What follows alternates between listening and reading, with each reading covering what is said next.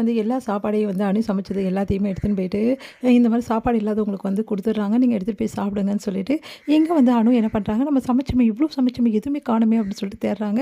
அடுத்து எல்லாத்தையும் திறந்து பார்க்குறாங்க. பார்த்தா எதுலயுமே சாப்பாடு இல்ல. ஒண்ணும் புரியாம யோசிக்கிறாங்க. இல்ல பாட்டி நான் சமைச்சேன். எல்லாமே பார்த்து பார்த்து சமைச்சேன். பொரியல்லேருந்து ரசத்துலேருந்து எல்லாமே சமைச்சேன். ஆனா எதுவுமே இல்ல. எனக்கு ஒண்ணுமே புரியல. நானும் பார்த்துட்டுருக்கேன். கொஞ்ச நாளா இப்படிதான் பண்ணிட்டுருக்கேன். சமைச்சேன்ற, அதுக்கப்புறம் நான் இருந்தேன்ற, எல்லாமே பண்ணேன்ற, ஆனா எதுவுமே இருக்க மாட்டேங்குது. நல்லா தெரிஞ்சு போச்சு. இவளுக்கு ஏதோ ஆயிடுச்சு.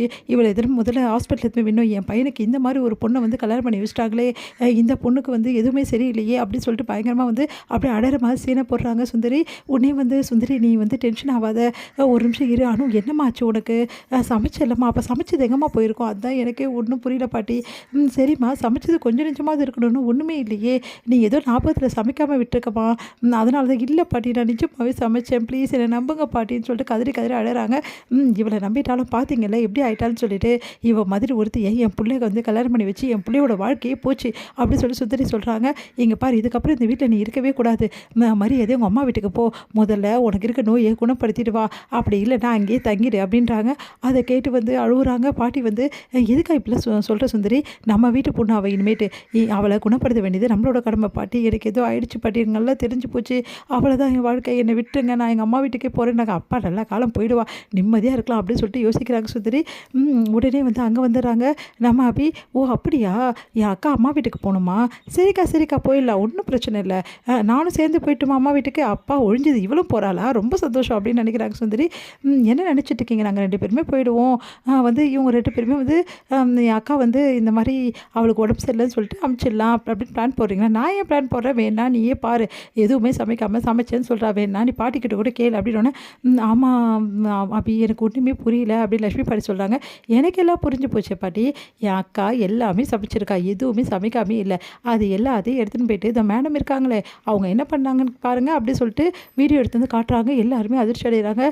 உடனே வந்து என்ன இது ஏன் இப்படி பண்ண சுந்தரி அப்படின்னோடனே சுந்தரி முழிக்கிறாங்க. ஐயோ இவ எப்படி வீடியோ எடுத்தா அப்படின்னு. இவ எப்படி வீடியோ எடுத்தான்னு பார்க்குறீங்களா? நீங்கள் இந்த மாதிரி தொடர்ந்து ஏதாவது பண்ணிகிட்ருக்கீங்க. அதனால் என் அக்கா ரொம்ப மனசு கஷ்டமாக இருந்தா. அதனால் அவள் செஞ்சு செய்யலை. அவளுக்கே வந்து நான் புரிய வைக்கணும். அவள் வந்து தப்பு செய்யலைன்னு புரிய வைக்கணும்னு சொல்லிட்டு நான் வந்து வச்சுட்டு போனேன். பார்த்தா நீங்கள் வந்து மாட்டிக்கிறீங்க. இப்போ தானே தெரியுது எல்லாமே காரணம் நீங்கள் தான். உங்களுக்கு நான் வச்ச பொறி இல்லை இது. இது யாருக்கோ வச்ச பொறி நீங்கள் மாட்டிக்கிறீங்க அப்படின்றாங்க. அதை கேட்டுட்டு வந்து அதிர்ச்சி அடைகிறாங்க. இவ்வளோ நாள் என் அக்காவை கஷ்டப்பட்டு செஞ்சது சமைச்சது எல்லாத்தையுமே வீண் பண்ணி வேணும்னே எங்கள் அக்கா மேலே இந்த மாதிரி ஒரு அவப்பேர் உண்டாக்கணும்னு நினச்சிருக்கீங்க. உங்களுக்கு கேவலமா இல்லை வெக்கமா இல்லை? உங்களெல்லாம் என்ன சொல்கிறது? மாமியார் கொடுமைன்னு சொல்லிட்டு உங்கள் மேலே முதல்ல கேஸ் ஃபைல் பண்ணணும். அப்போ தான் கரெக்டு.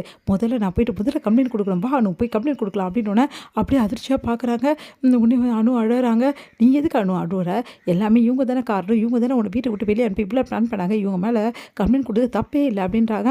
அதை கேட்டு வந்து என்ன பண்ண சுந்தரி அதிர்ச்சி அடைகிறாங்க. ஐயோ மாமியார் வந்து கொடுமையா கம்ப்ளைண்ட்டா அப்படின்னு சொல்லிட்டு அதிர்ச்சியாக பார்க்குறாங்க. உடனே வந்துச்சே கொடுத்தா கூட தப்பே இல்லை. கேவலமாக நடந்திருக்க. இவ்வளோ கேவலமாக நடந்திருக்க. உன்னை பார்த்தா எனக்கு அருவிருப்பாக இருக்குது அப்படின்றாங்க பாட்டி. சுந்தரியோட வீட்டுக்காரும் திட்டுறாரு. அதே மாதிரி ஆகாஷும் அதுக்கப்புறம் ராகவும் எல்லாருமே வந்து இவ்வளோ கேவலமாக நடந்திருக்கீங்க அப்படின்னு சொல்லிட்டு செமையாக திட்டுறாங்க. ஐயோ இந்த அபியால் இப்படி மாட்டிக்கிட்டமே அப்படின்னு சொல்லிட்டு முடிக்கிறாங்க சுந்தரி.